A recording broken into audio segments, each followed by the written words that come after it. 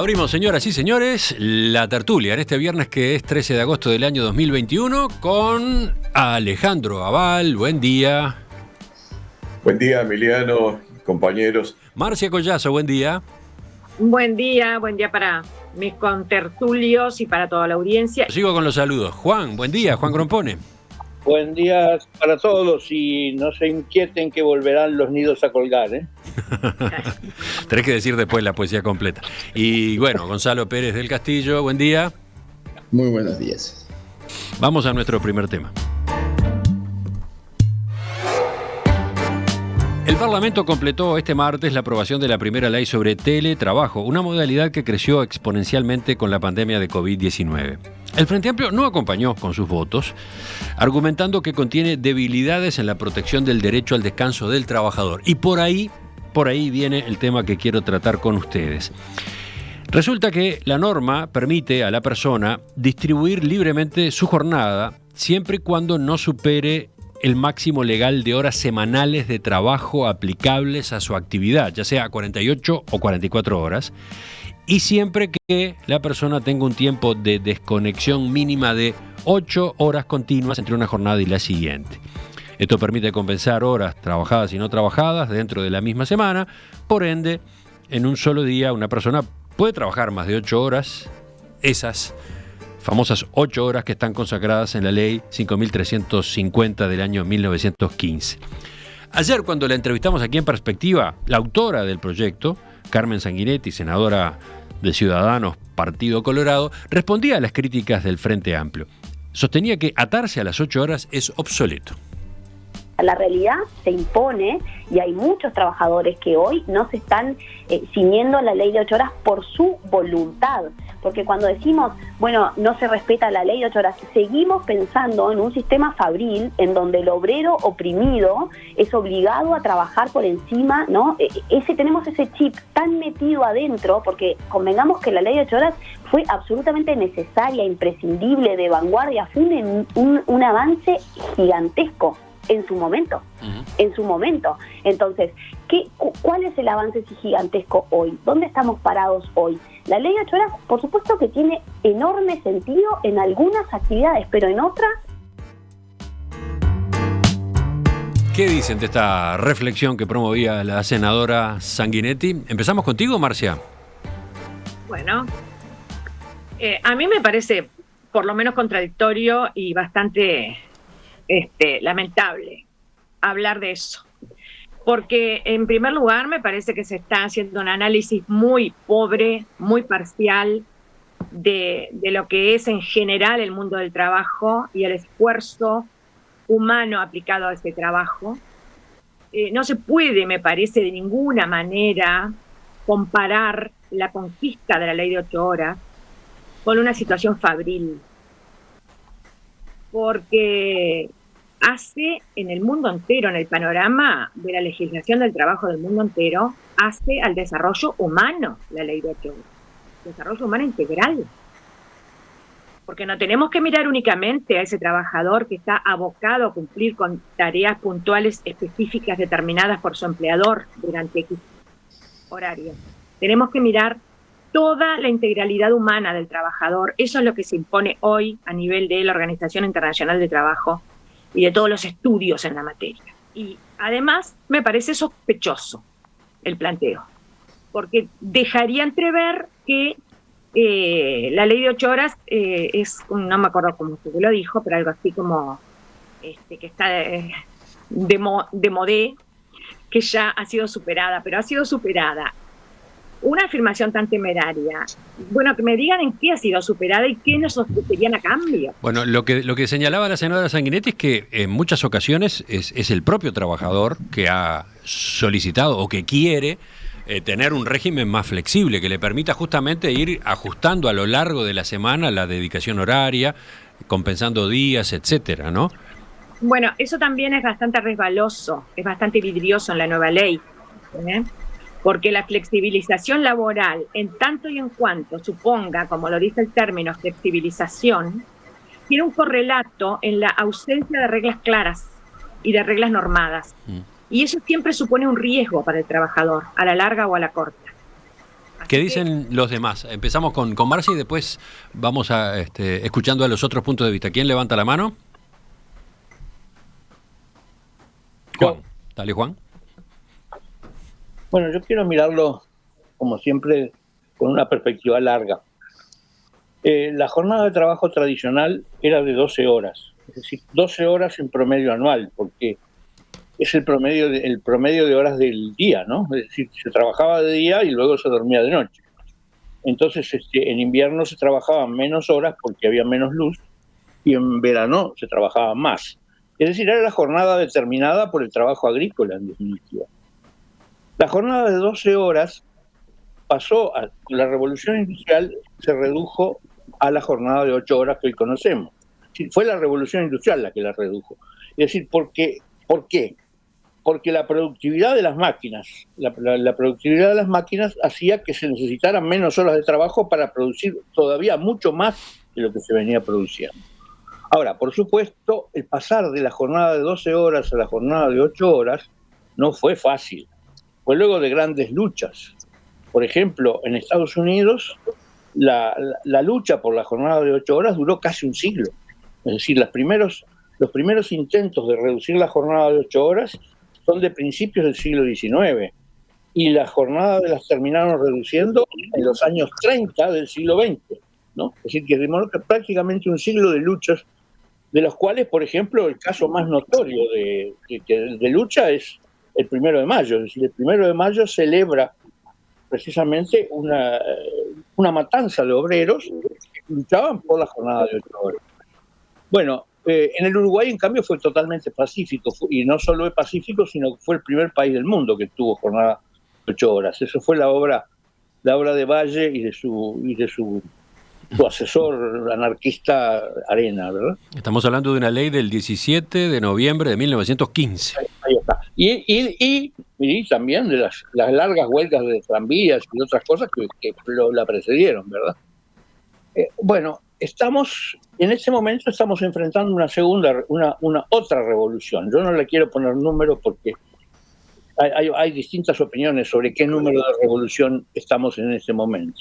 Pero está la revolución de las computadoras, de las máquinas inteligentes. Y esto inexorablemente trae un aumento de productividad y una disminución, y por lo tanto, relativamente, tiene que traer una disminución de la jornada de trabajo. Es decir, yo estimo que la nueva jornada que se va a como consecuencia de las máquinas automáticas y de la electrónica, creo que la jornada va a pasar de 8 a 5 horas, ¿no? Es decir, que esa va a ser la jornada. Y con todas las consecuencias que va a traer la disminución de la jornada. Es decir, por empezar, toda la lucha para conseguir pasar de 8 horas a 5. Y como consecuencia adicional, el aumento del tiempo libre y todas las consecuencias que trae todo ese asunto. Entonces, esta ley, en definitiva, es el primer pasito que se da en esta dirección. Es decir, que, en otras palabras, ya comenzó en el Uruguay el descenso de la jornada hacia 5 horas. Que, por supuesto, posiblemente lleve varias décadas todo esto, y es posible que yo no lo vea, pero este es el comienzo. Y creo que esto va a generar también grandes luchas y grandes cambios, como ocurrió la vez pasada. De modo que yo creo que la ley seguramente tiene defectos y tiene inconvenientes, pero es un paso adelante en la dirección correcta que va a la humanidad, ¿no?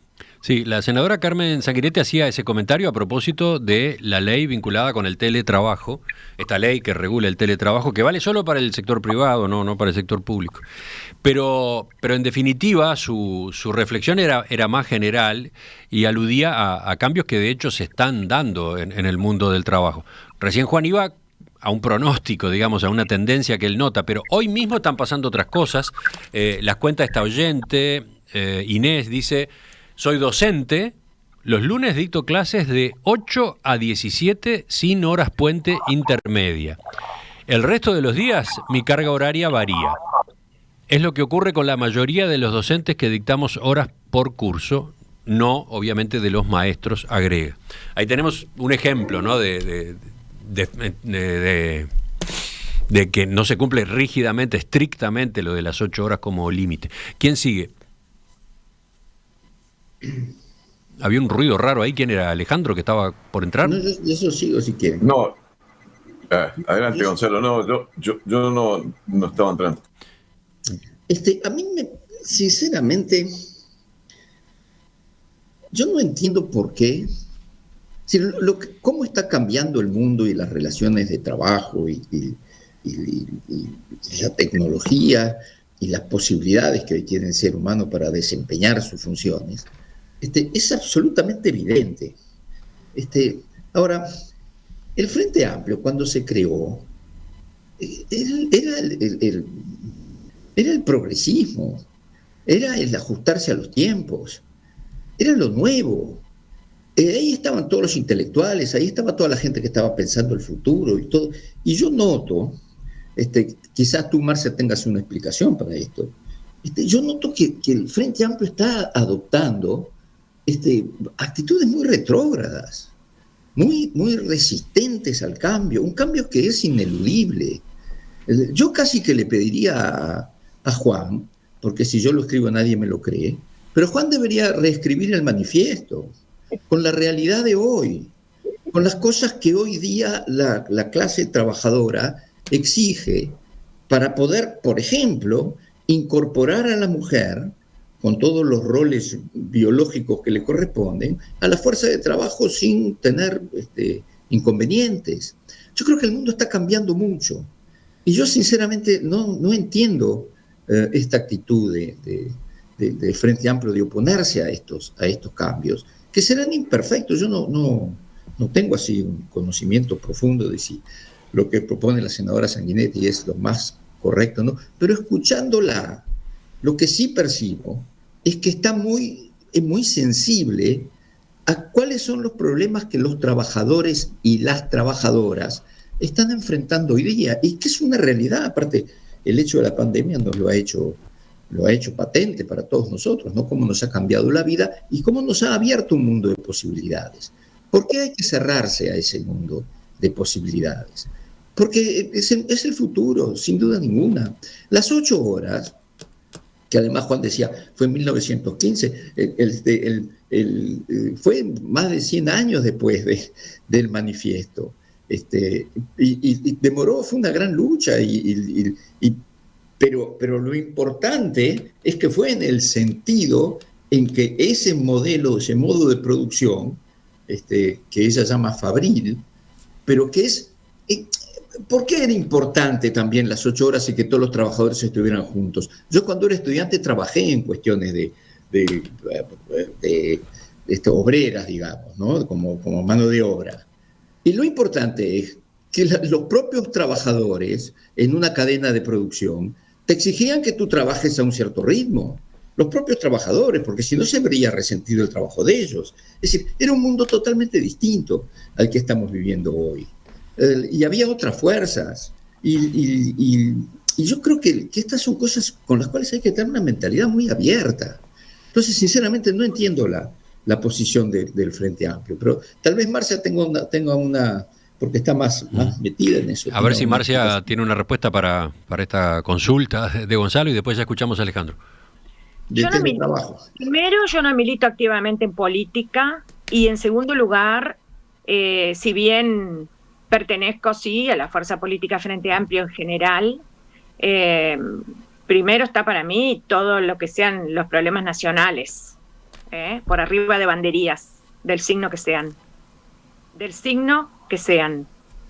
En segundo lugar, esto no se puede plantear como una dicotomía de que el Frente Amplio se opone al progreso. Al contrario, si yo tomara el argumento de que el Frente Amplio se está oponiendo, que no quiero tomarlo porque me parece que sería tomar una situación que no me ofrece la más mínima certeza argumentativa. Pero si yo lo tomara, podría, en esa lógica que, vuelvo a decir, no es mi lógica, pero podría en esa lógica responder que frente al pretendido, a la pretendida actitud del Frente Amplio, hay sin la menor duda un avance del liberalismo conservador que no está teniendo en cuenta el estado de bienestar y el Estado de Derecho como lo hemos concebido desde el vallismo hasta hoy en día. No lo está teniendo en cuenta. Y eso para empezar. Y segundo, bueno, ¿qué se nos está entonces proponiendo? ¿Nos parece mal la ley de 8 horas? ¿Nos parece que ha quedado caduca? ¿Qué proponemos a cambio? ¿Pasar de nuevo al régimen de 16 horas que muchos empleados privados hoy en día están llevando adelante desde sus casas sin la más mínima regulación y que esta ley no se las va a brindar, ¿eh? Eso es lo que proponemos. Vamos a poner todas las cartas. Creo que hay un punto intermedio, Marcia, que es, que es lo que está previsto en la ley sobre teletrabajo, pero que podría extenderse también a las modalidades convencionales de trabajo, que es el de que se cumpla una carga horaria máxima en la semana, pero no necesariamente 8 horas por día, ¿no? Dice un oyente, ¿qué problema hay en que yo trabaje alguna hora más de lunes a jueves y el viernes pueda terminar más temprano mi jornada? Ese tipo de consideraciones es por lo menos un escalón intermedio, que es el que se está debatiendo, ¿no? Sí, pero también yo no le quiero quitar el tiempo a Alejandro, pero pensemos que los grandes principios del trabajo, del derecho al trabajo, que hoy en día incluso se están manejando como desafíos a resolver por parte de la OIT, yo no me voy a meter ya en los aspectos de esta ley que yo veo como riesgos para el trabajador. Quiero escuchar a Alejandro, pero evidentemente uno de ellos es el horario. Porque ¿qué problema hay en trabajar más de 8 horas un día? Puede que no lo haya. Pero cuando empieza una palabrita que está ligada, por desgracia, a este problema, que es la palabra abuso, en múltiples sentidos, y siempre el abuso sobre el trabajador, bueno, cuidadito con la flexibilización. Alejandro, ahora sí. Bueno, es complicado, pero en términos generales sí coincido con lo que dijo Juan. En realidad, creo sí que va a disminuir la jornada, va a terminar disminuyendo la jornada real de trabajo, bueno, promedialmente diaria. Me parece seguro que va a ser así. Pero bueno, en fin, quizás me equivoque, pero por lo menos hasta ahora coincido con Juan en eso. Lo que no coincido es un comentario que hizo sobre vallismo y las 8 horas. En realidad, la iniciativa de las 8 horas en el Uruguay perteneció a Carlos Roslo y Luis Alberto Herrera. En la época de la Revolución, enseguida de la Revolución. Me vi venir esa discusión, sí. Es simplemente una constatación histórica. Exactamente así fue. Lo que pasa es que el vallismo no lo aceptó en ese momento, porque claro, era darle la bandera al Partido Nacional. Pero en fin, dejemos ese tema de lado, porque en realidad sí coincido por lo menos con lo que plantean grandes rasgos Juan. La ley, sí, yo que sé, es perfectible por todos lados, tiene algunas cosas que uno duda de si es lo mejor o no es lo mejor. Pero bueno, la práctica irá determinando, pienso yo, las modificaciones que sean necesarias. Acordémonos además que van a haber 2 regímenes paralelos, porque aparte de que esto no entra, no sé por qué, porque creo que debería entrar, pero no entra para los públicos, sino que solo para los privados. Para mí debería también establecerse para el bueno o malo este régimen que se establece en la ley u otro, tanto para los públicos como para los privados, pero bueno, dejando de lado eso, lo que hay que tener presente es que la flexibilización y todo lo que establece, casi todo lo que establece la ley es exclusivamente para los que cumplen su jornada laboral, los que cumplimos. La jornada laboral fuera de la planta física del empleador, ¿no? Es decir, los que están en la planta física del empleador siguen exactamente como hasta ahora. Veremos qué pasa con eso también, porque creo que va a terminar cambiando. Pero bueno, el tiempo dirá cómo son las cosas. Yo no puedo hacer un recorrido de toda la ley en tan corto tiempo. No, pero es que la idea hoy no era discutir la ley de teletrabajo, sino esta reflexión que la senadora Sanguinetti lanza a propósito de las 8 horas, ¿no? Del régimen de 8 horas. Sí, claro, pero lo de las 8 horas, insisto, que coincido con lo que decía Juan. Creo que no tiene sentido seguir persiguiendo la protección de la jornada de 8 horas a esta altura. Está bien que se haya establecido un promedio semanal. Creo que no tiene sentido porque va a disminuir. Va a ir disminuyendo, si es que ya no disminuye. En realidad el tiempo que la gente está delante de su computadora no es de 8, ni de 10, ni de 6 horas seguidas. Es con interrupciones, el horario va cambiando, se va interrumpiendo, se van haciendo hitos de toda especie, pero además hay dos regímenes, incluso para quienes hacen lo que llamamos el teletrabajo. El régimen interconectado y el que no está interconectado, que también es teletrabajo. Uh-huh. Yo generalmente hago teletrabajo, pero no interconectado con nadie. De rato sí, de ratos interconectado. Y me doy cuenta de que mis hijos y la gente que tengo cercana hace exactamente lo mismo, mi esposa. Realmente yo creo que va a cambiar el mundo del trabajo, no solo para esto del teletrabajo, sino que va a cambiar en general. Va a ir cambiando y bueno, las cuestiones que vemos como derechos sagrados van a tener formas diferentes en el futuro. Tengo esa opinión, y entre ellos lo de la jornada de trabajo de 8 horas, que sin duda fue una brutal conquista que recién se consiguió en el siglo XX. Sí, si estarán dándose cambios, dice este mensaje de... ¿qué firma tiene? No encuentro la firma. Genier, puede ser. Dice, el teletrabajo me cambió la vida, no quiero volver a la oficina para hacer algo que puedo hacer al lado de la estufa, tomando mate, charlando con mis hijos, disfrutando de mi hogar y de los afectos. Esta semana me dijeron que tengo que volver 2 días por semana y con eso nomás ya me quiero matar, dice esta oyente. Como una señal de estos cambios que están dándose, ¿no? Que dan de algún modo el contexto a esta discusión que hoy hemos incluido. Vamos a ir completándola por ahora. ¿Quién sigue? Yo sí. Gonzalo, brevemente, después Juan. Yo creo que hay ciertas cosas que tenemos que, yo creo que volver a analizar. Primero, ¿qué significa ser un trabajador? Me acuerdo en una tertulia que tuvimos hace unos años en que el ruso Rosenkov no aceptaba que yo era un trabajador.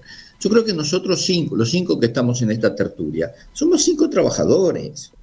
Es decir, no es que el trabajador es solo una clase y es el trabajo obrero, manual, históricamente explotado. Hoy día la clase trabajadora es el 95% de la gente. Incluso los CEOs de las grandes transnacionales que dominan al mundo son trabajadores asalariados. Es decir, que primero hay que modernizar ese concepto, y yo le aconsejo a Juan que cuando reescriba el manifiesto lo tenga en cuenta.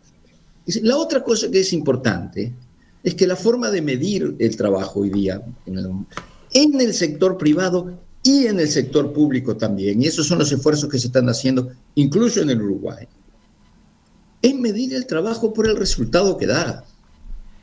Es decir, lo de las 8 horas dejó de ser lo fundamental. Lo fundamental es que se paga por un determinado trabajo y ese trabajo se entrega. Y muchos de nosotros trabajamos así. Y yo creo que en el sector público uruguayo se está tratando de ir hacia eso también. Entonces, yo creo que el tema de las 8 horas verdaderamente es un concepto que tuvo una enorme importancia en el pasado, porque como bien dijeron todos los contertulios, el no tener un horario se aprovechó para explotar la mano de obra, incluso los niños que trabajaban un montón de horas. Pero ya no es el tema central. No es el tema central. En el mundo en que vivimos ahora somos todos trabajadores, hay muy poca gente que se puede dar el lujo de vivir los 70 y pico, 80 años que nos corresponde vivir sin trabajar. Son muy pocos. Y entonces, pero es otro mundo el que tenemos que regular ahora. De todas maneras, le agradezco a Marcia su respuesta. No estaba tratando de ponerte en la mira, Marcia, sino que sinceramente me preocupa esa posición del Frente Amplio de tener esta cosa de siempre estar hablando de ese trabajador como si fuera el único que existe en el Uruguay, cuando evidentemente el tema es mucho más complejo. Bueno, el tema podrá ser más complejo, yo estoy de acuerdo, pero evidentemente acá estamos dejando de lado cosas que sí deberían ser sagradas para nosotros y que un día nos vamos a arrepentir de haberlas tratado con tanta liviandad. Lo de las 8 horas es una conquista. Pensemos que los procesos laborales, los procesos económicos, los procesos sociales son muy complejos, y en el proceso y en el caso del trabajador siempre o casi siempre estamos ante una relación de desigualdad. Lo sabemos, es uno de los principios básicos de la protección al trabajador. Pero Marcia, tú sos una trabajadora, tú estás en una situación de desigualdad ante quién. Bueno, en mi caso también, pero mucho menos porque yo estoy sujeta a reglas de empleos públicos que son bastante, que me arrojan bastante seguridad y bastante certeza. Pero pensemos en el trabajo privado, pensemos en relaciones laborales que no reconocen la dependencia de una manera probada y que si mañana se da el caso de vincular al trabajador de la empresa, el trabajador se va a ver totalmente desprotegido y vulnerado en sus derechos más elementales. El no pago de horas extras, por ejemplo.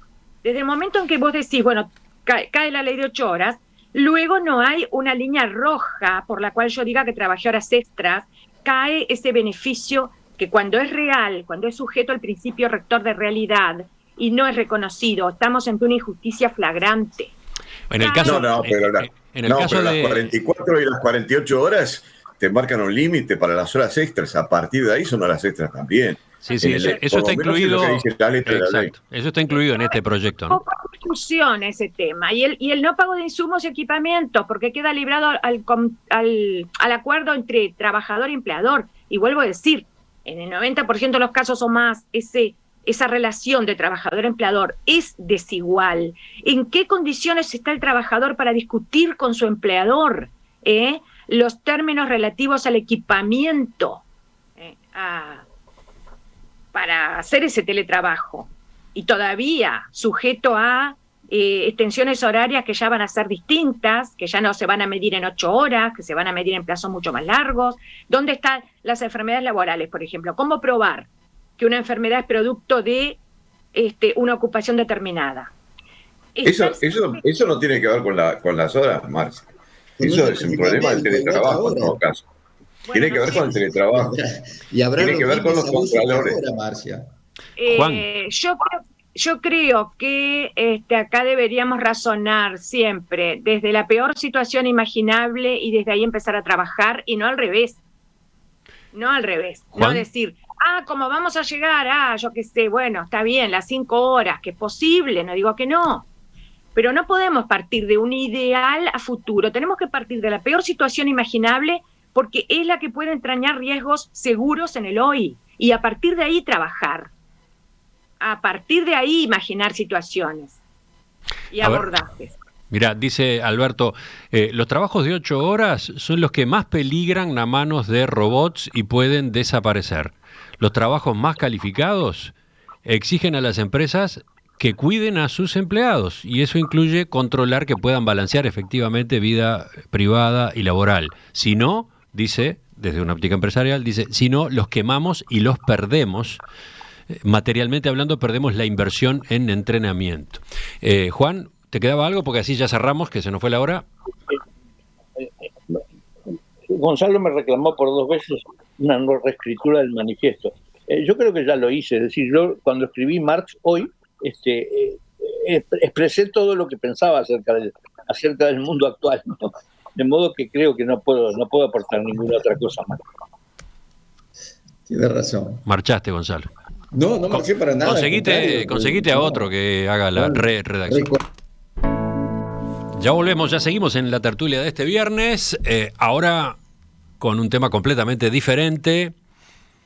Digamos, en vez de estar hablando del presente y del futuro, como de algún modo fue lo que ocurrió ahora, vamos para atrás, vamos a hacer historia.